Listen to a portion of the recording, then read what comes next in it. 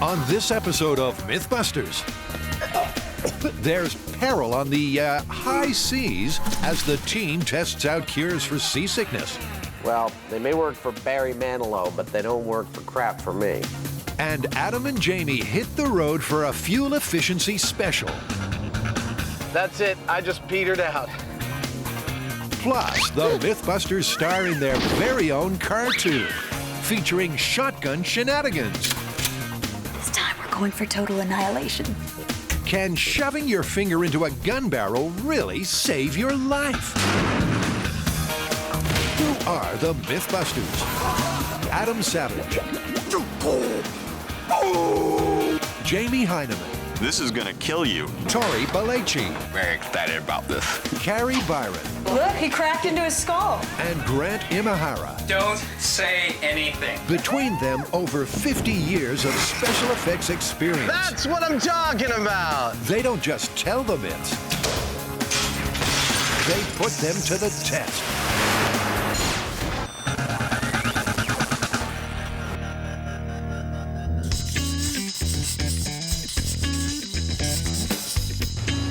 Whenever the MythBusters have sailed for science, Adam's dirty little secret has been chucked up. He and the sea just don't agree, and it's time to find a solution. Well, Adam, as we've seen, you have a problem with seasickness.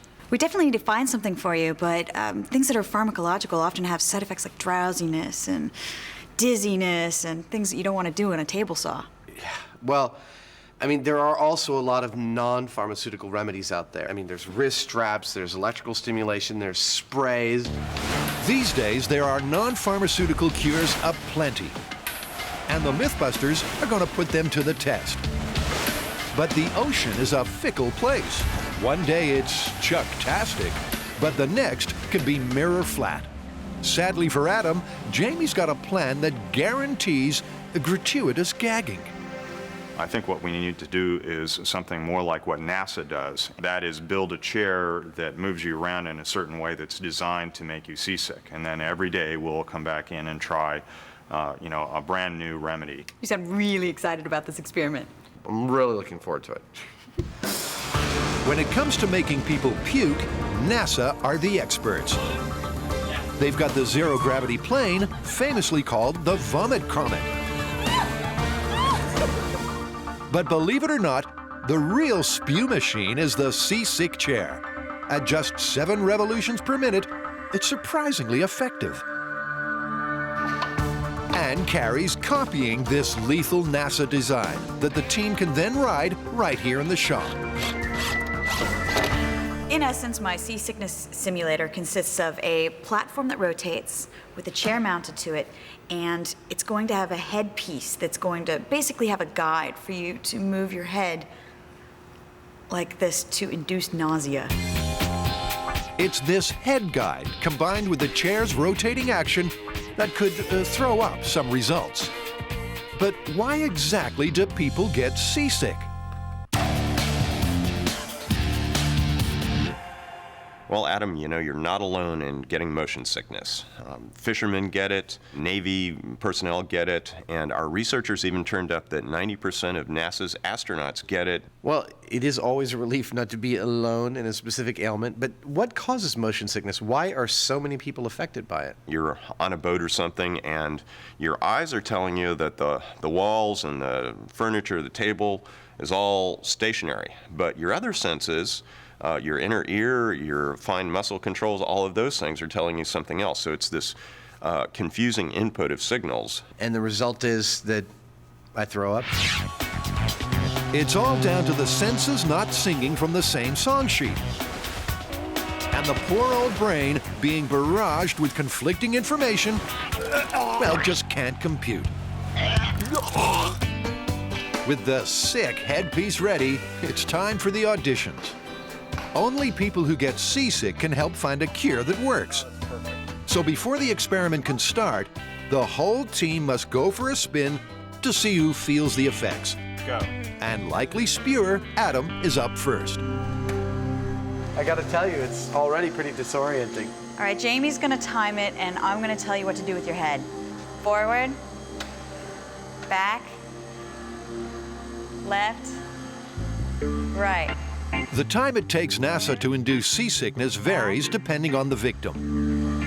Left, Some people succumb in 30 seconds, Right. some in 30 minutes, and some not at all. But Adam? I'm starting to sweat. right, back. Let's stop it. So you're claiming this is it for you? I'm claiming I already feel pretty queasy. After 3.5 minutes, Adam staggers off, knowing he's just become test subject number 1. And will he be joined by Jamie? Given that this machine is designed to make you sick, I would say that it's entirely possible that I'll get sick. He will ride that chair. He will swallow his vomit. He will do whatever it takes to keep the myth up that he is completely unsusceptible. So we're never going to get any symptoms out of him no matter what. His self-control is gargantuan. Okay. But Carrie's got other ideas. Left, She's trying everything to turn Jamie green. back, forward, back, forward, back, left, forward, right, back, forward, back. After half an hour, how's he doing? I'm kind of like bored a little bit. He's just a little too amused with this. It's starting to piss me off. That's it. You made it. With Sea Dog Jamie as fit as a fiddle, Adam's still waiting for a barf buddy. Sorry. But worryingly for him, neither Carrie nor Tori This is fun. I could do this all day. succumb to the chair. Let's see. Grant! That just leaves Grant. We've got a plan for you. Forward. Back. Forward. It's an evil plan that soon seems to be working. I feel Back. something coming up in my throat, but Forward. I'm not Back. in any immediate danger of spewing. Forward. No? Thing. Well, Left. 10 minutes later, that all changes.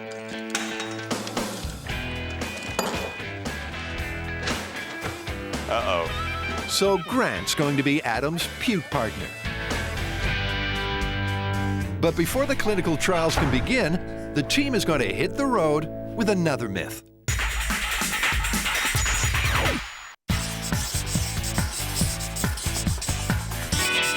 Well, it looks like we've got another driving fuel efficiency myth, a classic, right off the Discovery website. Yeah, it looks like we've got to do another driving marathon, huh? This time, the myth is that driving your pickup truck with the tailgate down gives you better fuel efficiency than driving with it up. I've been driving a pickup for the past 10 years, and I live it up. Well, we're going to find out whether or not you've been wasting money, which I know you hate to do. Is tailgate down really more efficient than tailgate up? To test this driver dilemma, Adam and Jamie are going to drive to the desert and back to see who runs out of gas first. The MythBusters have acquired 2 identical new pickups. Check out your Each mileage. vehicle has done the same mileage, has the same tire pressure, 35. will be carrying the same weight, Hey! Whoa. 226.8. 226.8. You really had to go. and to ensure equal fuel consumption, Grant has even devised a set of driving rules. Number 1, you must maintain the legal speed limit. Number 2, all acceleration must be done by the cruise control. Number 3, no drafting, so you don't take advantage of any aerodynamic advantage. Number 4, windows up, and if you have air conditioning, it's got to be exactly the same in both cars. Any questions? If the myth is true, then the truck with the tailgate up should be the first one to run out of gas. And away we go. That's the theory. So it's time to put this pickup parable into practice. And Jamie's leading off with the tailgate up. Drivers be advised, current speed limit is 50 miles per hour. Over. Roger that, I am cruise controlled at exactly 50 miles per hour. I am also on cruise control at 50 miles an hour as well. Thank you. The MythBusters are in for the long haul. These pickups are filled to the brim. That's over 30 gallons. It's going to be a hell of a trip.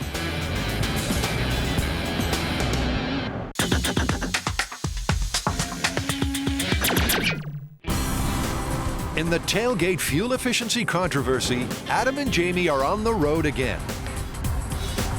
We copy that, Red Leader. Decelerating to 60 miles per hour.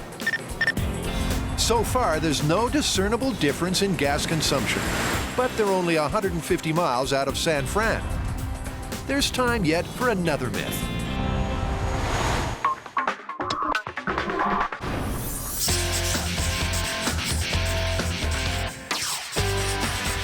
Well, I see you guys have gotten into the gun cabinet again. Are you up to no good, or is this something to do with a myth?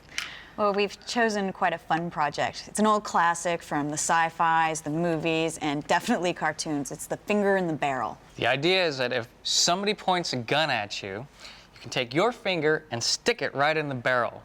When they pull the trigger, your hand will be magically saved, the gun will explode and injure or possibly kill the shooter. Well, guns, cartoons, maybe some big bangs. Sounds like fun. It's a cartoon classic. Who are the Myth-Toons? Hunter Heineman. Quack, damn you. And Savage Squirrel. Am I missing an eyebrow? Our sharpshooter is on the warpath, stalking a snack-happy squirrel. But the ginger rodent has a life-saving trick up his sleeve.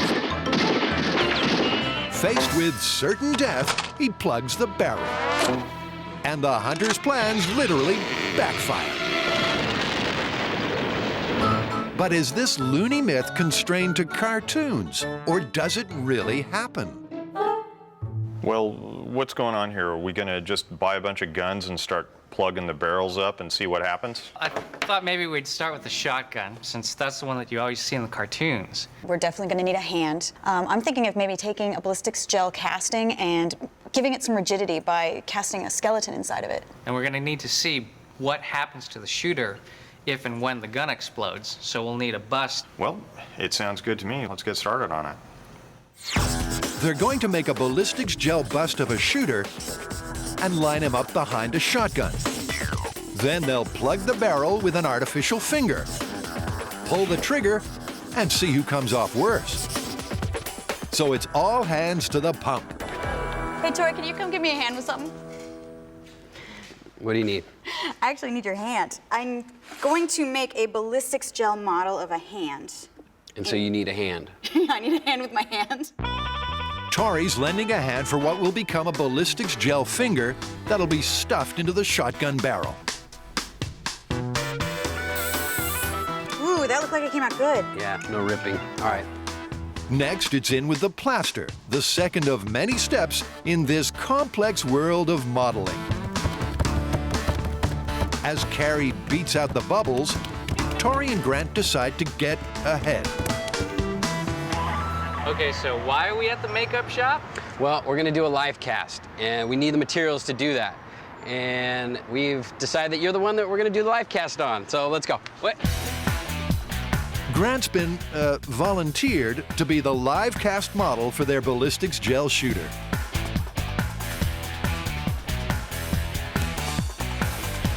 How you doing? Hi, guys. I'm Tori.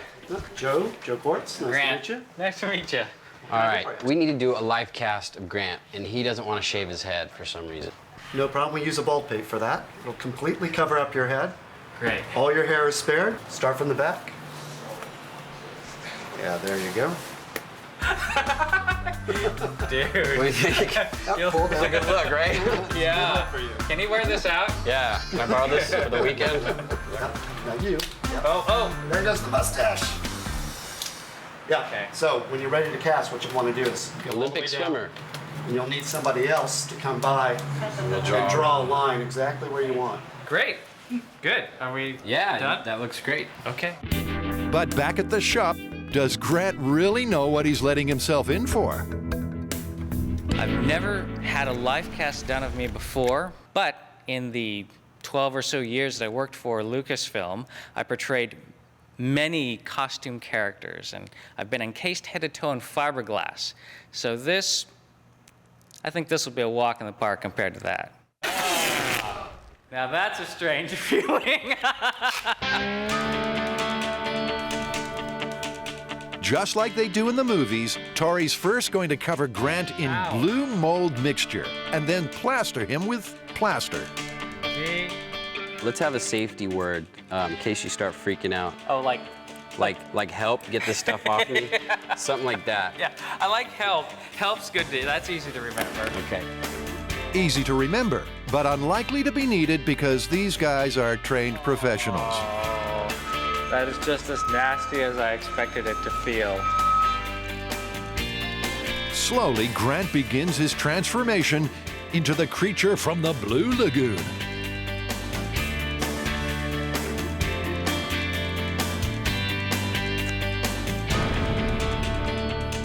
How you doing, little buddy?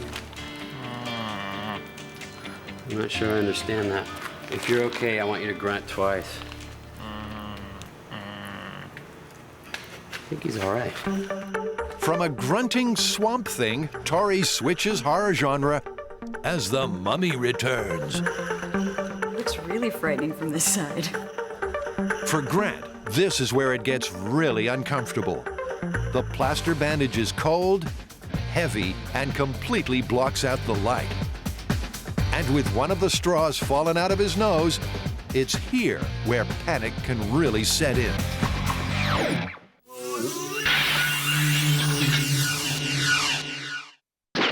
The MythBusters are investigating a classic cartoon calamity. Can shoving your fingers into a shotgun barrel cause an explosive backfire? Carrie's been modeling a finger that she's going to shove into the shotgun barrel. While Tori's been making a model shooter. In this case, a live cast of Grant. Luckily for Grant, Tori has done this before. One time I had to do an actress's legs. I was making a mermaid suit, and that was probably one of the times where I was most nervous because she was very good looking, and I didn't know her. And you know, there were certain areas that you have to put the material on, but you're just kind of cautious about it. Okay, dude, you ready to come out? For Tori, there's no more beating about the bush. It's time to rescue Grant. I can't get it off. After some careful slicing and dicing, Grant finally busts out. The last part was difficult, wasn't it? He's sucking air like a fish out of water, but unlike said fish, he'll live. One of the straws failed about halfway through the alginate. I was getting close to calling it, but I figured we'd come this far. Let's just go with one straw. It was the last straw, but it worked. As Tori heads on towards a Ballistics Gel version, Grant's being honored for his bravery with a trip to the police firing range. Wow. Because someone needs to check that the MythBusters shotgun still works. So this is the 3-inch deer slug out of a shotgun. After all, last time it was used, it got rather wet. 3, 2, 1. As did the rest of the shop. Lean forward, get that upper torso weight in front of you. That'll actually help you stay on target.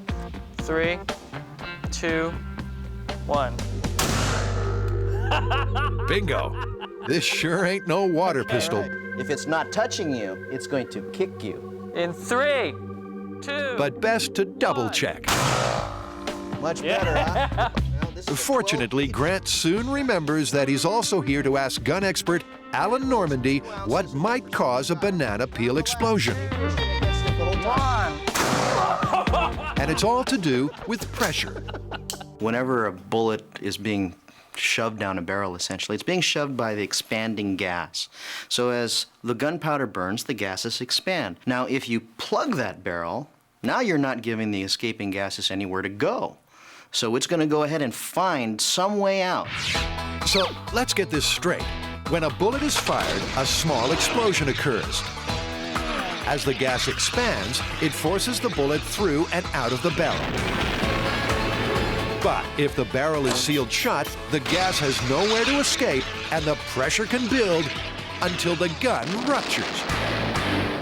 We need to test this at MythBusters. What do you think is going to happen when we take our Ballistics Gel finger and put that in the barrel of a 12-gauge shotgun? I don't think you can create a sufficient seal to contain the pressure just with a gelatin finger, a chicken finger, or any other kind of finger. To get this myth to work, they're going to need to pull their finger out.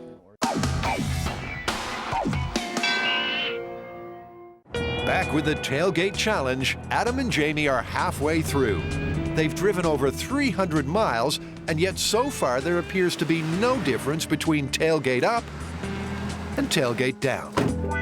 So how much gas did you use? I'm just about at half a tank. Yeah, I'm spot on at half. These things are like behemoths in the tank department. Well, there's something for them to dream about until dawn breaks and they set off once more. If the myth is true, then tailgate up Jamie should run out of gas well before tailgate down Adam. But 8 hours and 200 miles later, there's a surprise in store. I put the key in the vehicle and the fuel gauge needle just doesn't do anything. I'm expecting to start sputtering any second now. And sure enough, a couple of miles further on, that's it, I just petered out. We're about 40 miles outside of San Francisco, just at the Altamont Pass, and I just finally ran out of gas with the tailgate down. As Adam refuels to get home, tailgate up Jamie carries on. Remember that these cars were carbon copies and they were driven in an identical way. Yet, remarkably, tailgate up runs dry nearly 30 miles further down the track. Yeah, it's definitely out. I'm keying it off, over. Because it's another counterintuitive result, Adam and Jamie head back to base to delve deeper. I don't think we're done testing this. I think we have to actually come up with a way to visualize how the air moves around the truck. I'm just not sure how we should do it. Well, rather than build a gigantic wind tunnel, maybe we should do what NASA does and build a water tunnel kind of version in miniature. Yeah, that sounds like a great idea. Thanks to NASA, they're building a donut-shaped tank that'll have water flowing around it, courtesy of an outboard engine. Within the main current will sit a scale model pickup truck. Once it's filled with water, they'll add food dye to the flow and hopefully will visualize the amount of drag created by the tailgate up and the tailgate down. Okay. That ought to make it work fine. But as Jamie adds more and more food dye, the results aren't exactly crystal clear. The dye seems to speed over the truck, regardless of whether the tailgate is up or down. Even on the high speed, it's impossible to see any pattern of turbulence or drag. But what were they hoping for?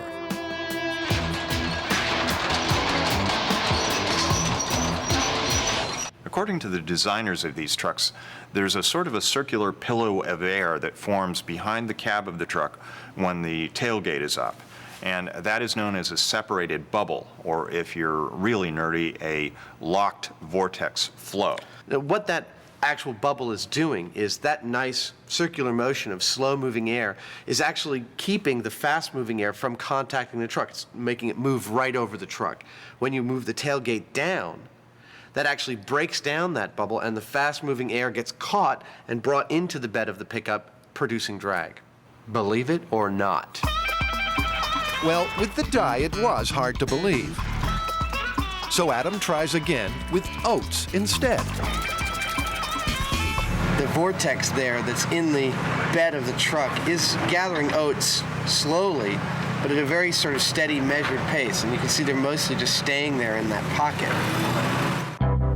That's the elusive separated bubble that deflects the oncoming wind over the raised tailgate. All right, I'm going to drop the tray down and we'll see if we can spot any difference. Okay. I think what I see is that it's gathering them at a much faster rate. And it's right about here. They're hitting this critical point where I can see them kind of falling off and joining in with their friends. The lowered tailgate bursts the separated bubble, so the wind is pulled down right onto the truck bed, creating big-time drag. It really is a less efficient way to drive. Well, I don't know what else we can do. I mean, we've got our own experimental data that verifies that it's better to drive with your pickup tailgate up than it is down. I just wouldn't have guessed that. It's totally surprising. What are you going to do? Well, I'll tell you what I'm going to do. I'm going to wait for their emails to come.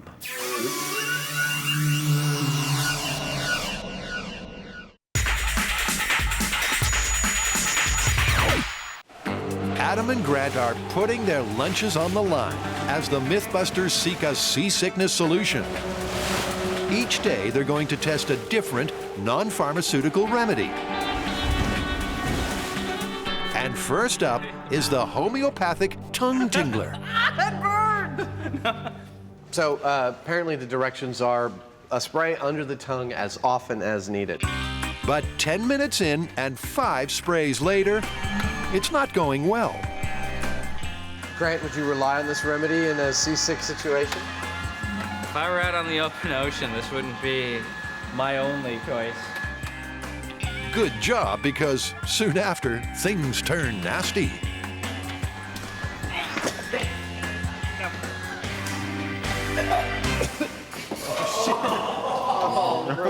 There's a bucket in front of you. Well, that remedy doesn't work. So the tongue spray clearly doesn't float Grant's boat. Next! But Adam's not having much joy either. Just 4 minutes, and he's had enough. All right, let's turn it up. Turn it up.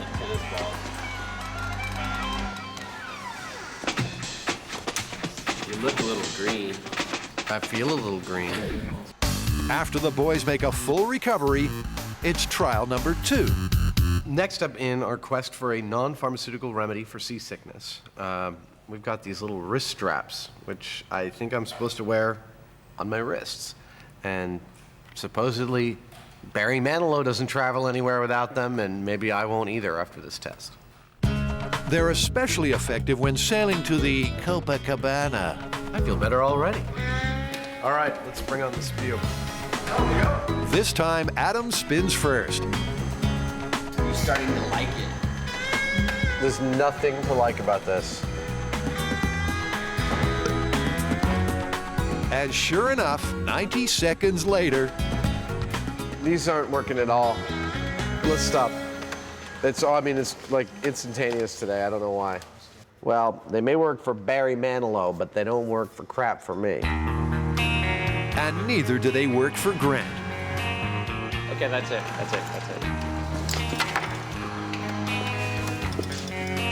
So it's chair 2, remedies zip. A result particularly surprising given that the chair looks so gentle.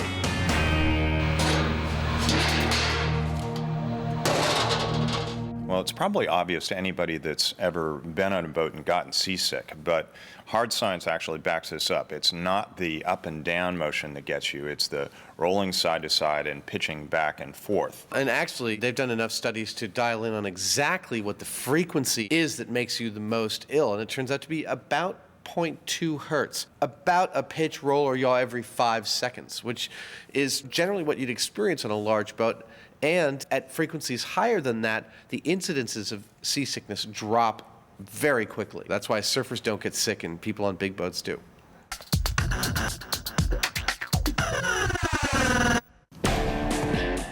Tori and Carrie have been building model body parts to help test whether shoving your fingers down a gun barrel can save your life. This stuff smells like crap. And they're all set for the Ballistics Gel. Tori's carefully followed the FBI recipe, which means that their head and hand molds should have the consistency of human flesh. And with the Ballistics Gel body parts chilling in the fridge, the team turns the heat up on safety. Let's cut to the chase. If the cartoons are right, a blocked shotgun could explode with fatal consequences. So for this myth, it's back to the bunker. Tori carves out new viewing windows before the container gets some much-needed reinforcement. It's a MythBusters makeover special. So we got a couple more hours till the Peterson family gets back. You know, it's coming pretty good. I hope once they look at it, we're giving them that dungeon look that they asked for. While Tori waits for the Petersons to arrive, Grant is also busy with safety. My job for this myth is going to be to make a remote firing mechanism. Since there's potential that the barrel's going to explode, we don't want to have anybody nearby. He's designing a remote-controlled trigger pull, which means that no one needs to be in the shooting bunker to fire the gun. But does it work? Perfectly. With Grant, you get 2 for the price of 1, because his Ballistics Gel counterpart is ready to be demolded. Don't fall apart on me. Oh, someone's head's gonna roll for this. Sabotage. Grant's proving to be one big pain in the neck. And Carrie's been handed the same problem. The consistency of my fingertips here are sort of a crunchy, frozen, brittle mess, whereas the rest of the hand, it's more like a soft jello. So I really believe that it's set wrong. You don't say. Luckily, her second hand makes amends. Oh, yes, it's the best one yet. Oh my God, look at this one. Look how cool this looks. You can totally see the skeleton inside. With test time approaching, the team are 1 hand down and short by a head. So Tori decides to recycle previous ballistics models. It's faster and harder to screw up. And sure enough, with Adam and Jamie's help, the new Grant has come out in one piece. Little Imahara. Looks like the doctor didn't reshape his head when he came out. You're gonna be fine. The last ingredient is ready.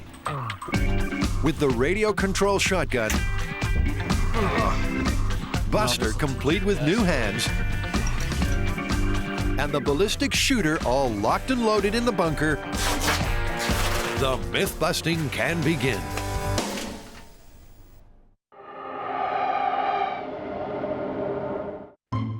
The MythBusters have gone cartoon crazy. Can fingers really stop a shotgun? All the ingredients are ready, so let the firing commence. For the first test, Buster's gel finger is squeezed into the barrel. Please do not try this at home. This is test number 1. Finger in a barrel, ballistics gel finger. Everybody ready?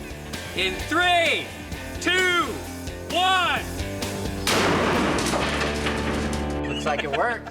I would say we're all clear. Excellent. Let's go see what happened. Hey, his hand's gone. Well, not only did it destroy the finger, it blew apart the hand. Nice. All that's left is a little stump of a wrist. I don't think this is exactly an effective way to stop a bullet. So for test 1, Buster's whole hand was blown to smithereens. Let's see that again. Big bang, but no banana barrel. Just an horrific injury to Buster. And Grant the shooter gets not a scratch. This test right now places us in the realm of Bugs Bunny fantasy. If we want to see a shotgun actually blow up from excessive pressure in its barrel, we're going to have to use a bigger plug. We're going to go with another ballistics wax hand this time, which is a little more robust. But is test 2's hand robust enough? Safety's off. In 3, 2, 1. The gun is clearly still intact, and his hand is totally gone again. something doesn't surprise me about that. Dude. What? Come here. Look at the very tip I'll of the be barrel. darned. The barrel has actually changed shape. Do you guys see the barrel? Oh, yes! It is a full-on Bugs Bunny moment. Man, that was enough pressure in the barrel to cause it to mushroom out like that. That's amazing. Adam's getting a little animated. The finger did have an effect, but it's hardly cartoon comedy. For this myth to be true, we have 3 very important criteria. 1, the finger has to remain intact. 2, the gun itself has to be the thing that explodes. And 3, the shooter has to be the one that's injured or killed. None of this happened. The finger blew off. The end of the rifle just ballooned a little bit. And the shooter's totally fine. So at this point, I could call this myth busted.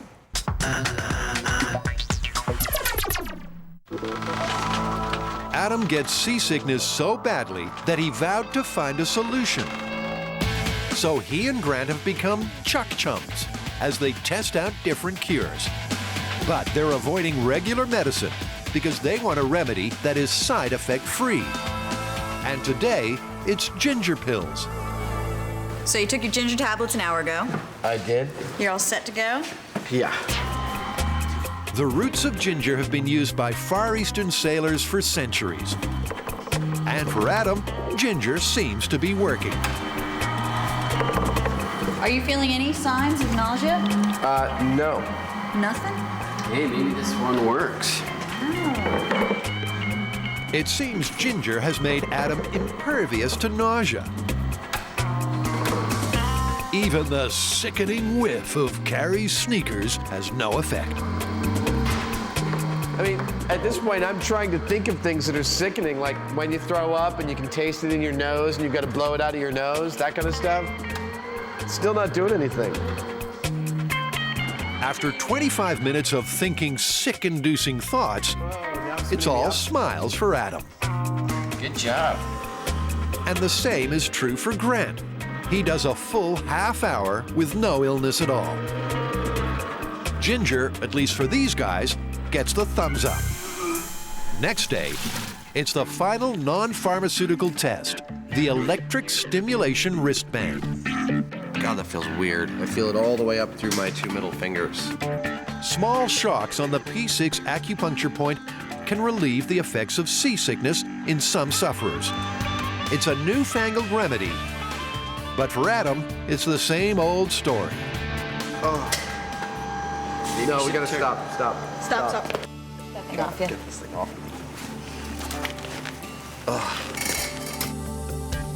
Grant, too, feels little effect. Turning the band down. So with 4 tests down, how are the test subjects getting on?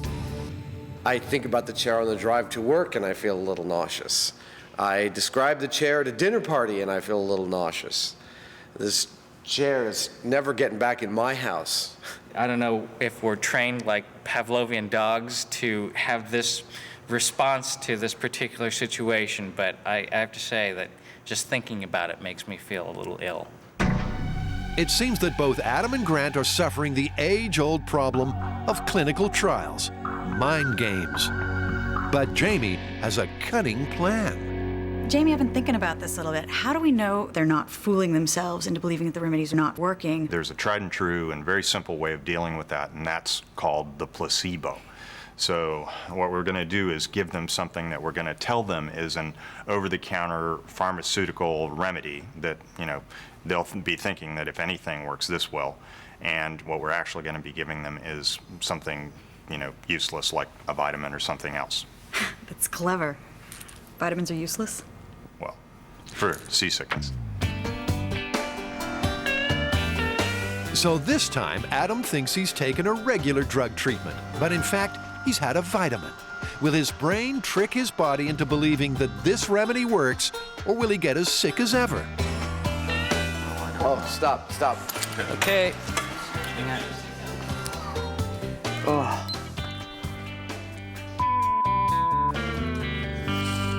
I hate this chair. Well, you're looking at 3 minutes and 35 seconds. No psychological effects with Adam. What you see is what you get. But Grant... Spin me, baby. 20 minutes in, and it's this point that Grant usually begs for mercy. But not today. This is among the most effective, if not the most effective, remedy that I've had so far. Remember that Grant thinks he's taken a medicinal cure, but in fact he's had vitamin B12, which has no effect on motion sickness. He's fallen for the placebo, which means his previous results can no longer be trusted. What's the result with you on this one, Grant? I think it works. You think it works? I'm feeling like it was trying to do something, but, you know, it was just staying down there. I apologize for this. It wasn't my idea, but what you just took was B12. It was a placebo. At the very moment that Jamie revealed that what we had received was a placebo, my very first thought was, crap, we have to do this again. But only once more, today with the real medicinal drug. And sure enough, it works. I can definitely feel the pharmaceuticals in my body, and I can feel how they're not quite holding back all the sick feelings. They're just holding back enough that, you know, I'm functional. Although not that functional. Sorry, I actually just fell asleep there for a second. And Grant, after 15 minutes, there's no nausea. But like Adam, he's feeling the sleepy side effects of the drug. We'll see. Right now, though I feel pretty good, I don't feel very competent to operate heavy machinery or have, you know, be in a life-threatening situation. Lethargy and drowsiness have no place in the myth-busting game. Seasickness has been a real problem for Adam, but will that still be the case? After 6 stomach-churning tests, the results are in. Well, it looks like the pharmaceutical remedy definitely worked on both of you, but you both look a little loopy. I don't think this is going to be the best working condition. No? No. No. So did we find a non-pharmaceutical remedy that'll work for either of you that's not going to leave you looking like you guys do? I think the only thing that really worked without any, you know, major side effects was a ginger pill. Next time I go out on a boat, I'm definitely taking those. I mean, this is a really hard thing to test. I mean, seasickness is very individual, but I think that we can pretty much say ginger pills are plausible. I would agree.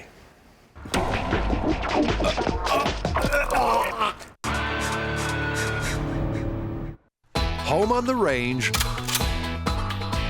the MythBusters have shown that plugging a shotgun barrel with your fingers will not cause the gun to explosively backfire. But they're not giving up just yet. You know, I definitely remember having seen pictures of blown up gun and rifle barrels. Well, barrel obstructions, which could cause the barrel to explode, are not uncommon.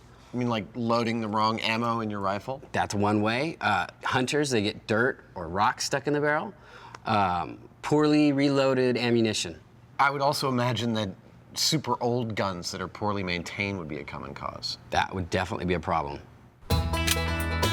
With fingers busted, Tori gets down and dirty with another real-life gun obstruction, soil. Okay. That'll do. Although how real-life this is debatable. I think this thing is going to explode right now. I hope. I want to see some action. With 8 inches of mud, could this be the real Dirty Harry? In 3, 2, 1. It looks good. Oh! Now that's a result. Look at this. Wow! It looks like they've hit pay dirt. The shooter's fine, but the gun's been soiled. But not as soiled as they'd hoped. There's some peeling back, But to get the cartoon banana, they're going to have to go for broke. The last thing we're going to try is jamming a piece of steel, solid steel, into the barrel and welding around the edge. And I think that's going to give us what we want to see. So they're abandoning real-life scenarios as they prepare to ram a steel spike into the gun. And this time, they're making sure it's sealed completely shut. I've put some pretty strange things in the toilet before, but never had to cool the nozzle of a gun that's just been welded shut. In keeping with the MythBusters ethos, we have tested the myth, we have busted the myth, and now we're going to see if we can prove the circumstances. We've plugged the barrel with a steel spike that we've welded into the end of the barrel. If anything will make it split like a banana and blow up in the operator's face, it's this. No one in their right mind would fire a rifle in this configuration. Please leave this one to the experts. This time we're going for total annihilation.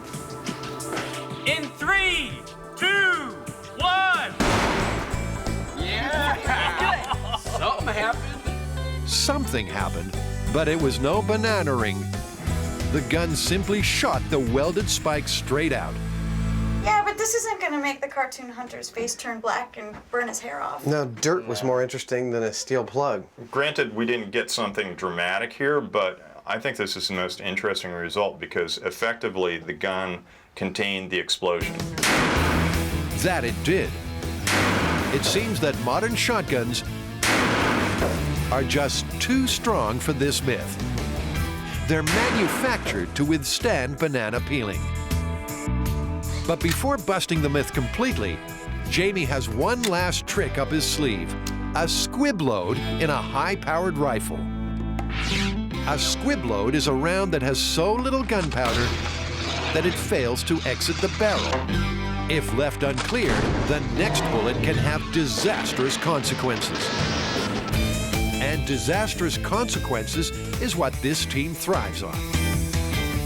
Jamie's making a MythBusters squib load. He's carefully removed the metal slug from the round and is safely hammering it into the end of their Carcano rifle. Do not try this at home. That ought to do it. Well, there's your problem. Grant's remote control doesn't fit the new gun, so they're going with the old-fashioned method. Carcano rifle, squib load in 3, 2, 1. Woo! That sounded fun. That was no misfire. No misfire, but was there a banana backfire? Shooter's still intact. Hey! Oh. No, that looks pretty good at the end. What happened to the barrel? Oh, you got a little bulge. Huh. It definitely bulged it out. It wasn't exactly the banana peel thing that we're looking for, which seems so hard to achieve. So hard, it's surely impossible. Even the squib load refused to blow. So can anything cause the banana ring? I don't want to count our chickens before they hatch, but I think we may end up revisiting this one. A revisit may indeed beckon. But for now, that's all, folks. You know, it's funny, no matter how long I do this, I never cease to be amazed that there's an element of truth in everything we test. The fact that a finger in a barrel can provide enough blockage to make the barrel blow out, I mean, it's steel, your finger's flesh. I would not have called that. It caught me by surprise. Yeah, but the finger got blown off of both of the hands. Both hands got blown off. But we still didn't get that effect that we're looking for, the banana peeling of the barrel. And the shooter was never damaged or covered with powder burns or anything. The whole idea of this myth, that you could stick your finger in a barrel, remain undamaged while the barrel blew up and the shooter was covered with gunpowder, absolutely busted. I'll agree with you. Remember, don't try this unless you're a cartoon.